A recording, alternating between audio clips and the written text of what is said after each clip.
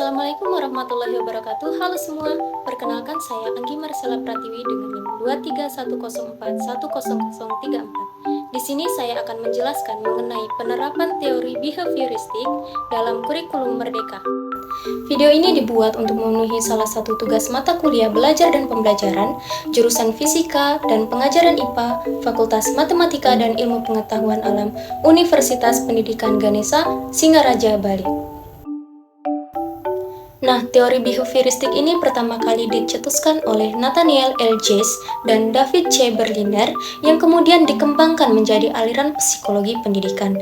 Dalam teori ini lebih menekankan bahwa seorang individu dapat dikatakan telah belajar apabila ia mampu menunjukkan perubahan perilaku setelah ia mengikuti proses belajar tersebut. Nah, dalam konteks pendidikan, erat kaitannya dengan hubungan antara stimulus dan respon yang merupakan hasil dari interaksi antara individu dengan lingkungannya. Stimulus merupakan lingkungan belajar yang menjadi penyebab belajar, sedangkan respon merupakan akibat atau dampak dari adanya stimulus tersebut yang berupa reaksi fisik seseorang. Nah, berdasarkan hal tersebut dapat kita ambil kesimpulan bahwa behavioristik ini merupakan pandangan yang berfokus pada pertumbuhan dan perubahan dalam perilaku yang bisa diobservasi yang dipengaruhi oleh lingkungan yang memberikan respons dalam proses pembelajaran.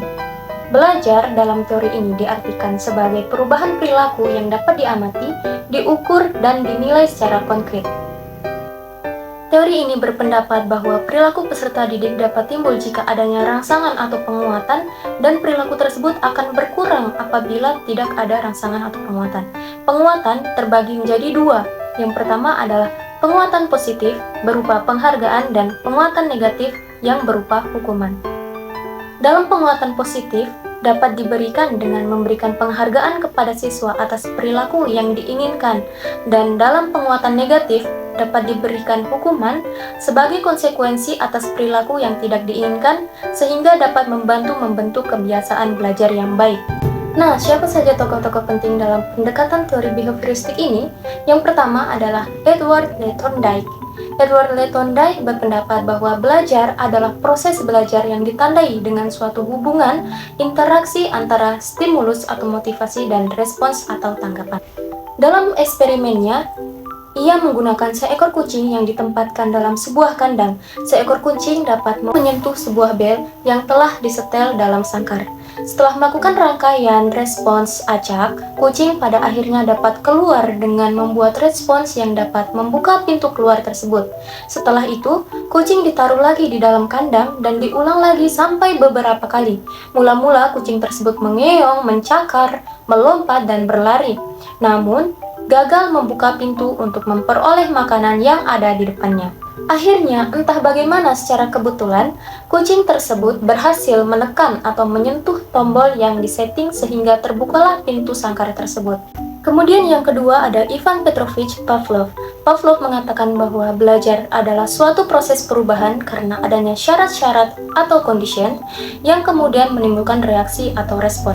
Berdasarkan eksperimen yang dilakukannya kepada anjing, Pavlov membagi eksperimennya menjadi 4 bagian: rangsangan tak bersyarat, perangsang alami, perangsang wajar, unconditioned stimulus atau US, yaitu perangsang yang memang secara alami, secara wajar pada penumbuhan respon, misalnya makanan yang menimbulkan air liur pada anjing. Melalui paradigma conditioning klasiknya, Pavlov memperlihatkan anjing dapat dilatih mengeluarkan air liur bukan terhadap perangsang semula atau makanan, melainkan terhadap perangsang bunyi. Hal ini terjadi pada waktu memperlihatkan makanan kepada anjing sebagai perangsang yang menimbulkan air liur, dilanjutkan dengan membunyikan lonceng atau bel berkali-kali. Akhirnya, anjing akan mengeluarkan air liur apabila mendengar bunyi lonceng atau bel walaupun makanan tidak diperlihatkan. Di sini terlihat bahwa rangsang makanan telah berpindah ke rangsang bunyi untuk memperlihatkan jawaban yang sama, yakni pengeluaran air liur. Paradigma conditioning klasik ini menjadi paradigma bermacam-macam pembentukan tingkah laku yang merupakan rangkaian dari satu kepada yang lain. Conditioning klasik ini berhubungan pula dengan susunan syaraf tak sadar serta otot-ototnya. Dengan demikian, emosional merupakan sesuatu yang terbentuk melalui conditioning klasik. Teori belajar pengkondisian klasik merujuk pada sejumlah prosedur pelatihan karena satu stimulus dan rangsangan muncul untuk menggantikan stimulus lainnya dalam mengembangkan suatu respon. Yang ketiga ada Burrhus Frederick Skinner. Teori ini mengetengahkan penggunaan penguatan sebagai stimulus. Nah, penguatan dibagi menjadi dua, ada positif dan negatif. Penguatan positif diberikan atas respon yang sesuai dengan keinginan, sedangkan penguatan negatif diberikan pada respon yang sebaliknya. Skinner melakukan eksperimen dengan menjadikan tikus sebagai objeknya. Seekor tikus dalam kondisi lapar diletakkan dalam sebuah kotak yang dinamai dengan kotak Skinner atau Skinner box. Saat berada di dalam kotak tersebut, seekor tikus yang lapar tadi dibebaskan untuk beraktivitas, berjalan, dan mengeksplorasi keadaan sekitar. Kemudian tanpa sengaja, tikus menyenggol sebuah tuas yang dapat menyebabkan keluarnya makanan. Tikus tersebut kemudian mengulangi aktivitas yang sama supaya ia bisa mendapatkan makanan lagi dengan cara menekan kembali tuasnya. Lama-kelamaan, aktivitas yang dilakukan untuk menyentuh tuas supaya mendapatkan makanan berkurang. Dengan cara ini, seekor tikus yang lapar mempelajari hubungan antara tuas dan makanan. Selama makanan masih menjadi reward atas aktivitas tikus, hubungan ini akan terus berlanjut. Sehingga Skinner mengembangkan beberapa prinsip pembelajaran melalui teorinya. Yang pertama, hasil belajarnya harus segera diinformasikan kepada siswa, sehingga jika salah akan segera dikoreksi dan jika benar akan diperkuat. Prinsip kedua adalah bahwa proses pembelajaran harus mengikuti ritme pembelajaran atau siswanya. Prinsip terakhir yaitu tingkah laku sebagai hasil belajar yang diinginkan oleh pendidik diberi hadiah atau reward. Selanjutnya kita masuk kepada materi kurikulum merdeka. Kurikulum merupakan sebuah alat untuk merancang sebuah sistem pendidikan dalam suatu proses pembelajaran. Nah, kurikulum merdeka itu sendiri merupakan kurikulum yang memberikan kebebasan kepada guru untuk merancang dan melaksanakan pembelajaran serta memberikan kebebasan kepada peserta didik untuk menentukan bakat dan minat mereka, yang memudahkan peserta didik untuk mengetahui potensi yang mereka miliki. Kurikulum Merdeka menekankan bahwa perilaku peserta didik lebih utama dibandingkan dengan aspek penilaian yang lain, berfokus pada pengembangan berbagai keterampilan, antara lain keterampilan kolaborasi, kreativitas, dan pemecahan masalah serta berpikir kritis. Berdasarkan hal tersebut, kita dapat melihat bahwa teori behavioristik dan kurikulum merdeka memiliki kaitan erat, di mana fokus utama teori behavioristik adalah menekankan penguatan dalam proses pembelajaran. Adanya umpan balik secara langsung yang diberikan guru untuk memperkuat perilaku belajar yang diinginkan. Selain memberikan penguatan, teori ini juga memberikan latihan dan pengulangan untuk menguasai keterampilan yang diperlukan dalam pembelajaran. Kurikulum Merdeka kan memberikan kebebasan dan fleksibilitas kepada guru untuk menyusun dan menerapkan metode pembelajaran. Nah, di dalam kurikulum Merdeka ini, guru menjadi fasilitator yang akan membimbing dan mengarahkan siswanya dalam proses pembelajaran selain pembentukan karakter. Kurikulum Merdeka juga menuntut siswa untuk berpikir kritis, berkolaborasi, dan juga aktif dalam komunikasi. Hal ini sejalan dengan teori behavioristik karena di dalam pendekatannya menggunakan umpan balik di mana guru memberikan stimulus dan rangsangan, sementara siswa aktif dalam proses diskusi dalam pembelajaran. Teori belajar behavioristik memiliki peran signifikan dalam pengembangan kurikulum merdeka, terutama dalam hal menekankan pada penguatan dan pengulangan untuk mencapai hasil belajar yang diinginkan melalui peran guru sebagai fasilitator untuk menjembatani minat dan keterampilan peserta didik.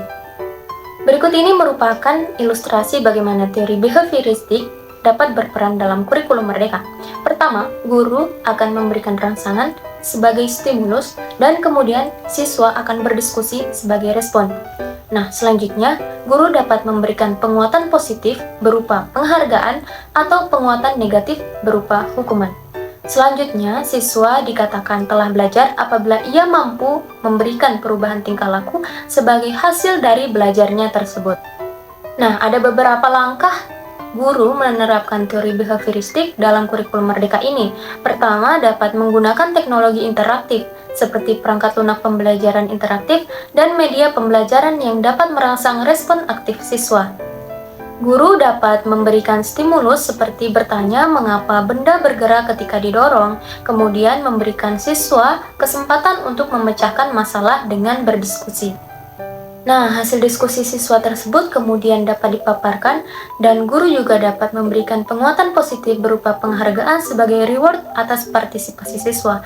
Contohnya, guru melakukan sistem poin atas siswa yang dapat menjawab pertanyaan dengan benar.